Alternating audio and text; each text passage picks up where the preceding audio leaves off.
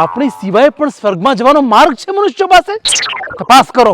અરે પ્રભુ કઈ તપાસ ના કરશો, એવો કોઈ માર્ગ અમે નહીં બનાવ્યો. પણ આ જે છે ને બીડી પીતા હોય ને એટલે એને અમારી ભાષામાં સ્મોકિંગ કર્યું કે ધૂમ્રપાન, એ જે બહુ પીવે ને એટલે એનું મૃત્યુ જલ્દી થઈ જાય. એટલે અમારા એક કહેવત પડી જાય કે બીડી સ્વર્ગની સીડી.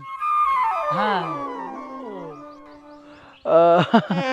મને એકવાર બીડીનું પાન કરવું છે. ના પ્રભુ, તમે ટ્રાય મારો છો ને બધું લોચા મારો છો. આ વખતે ટ્રાય હું મારો.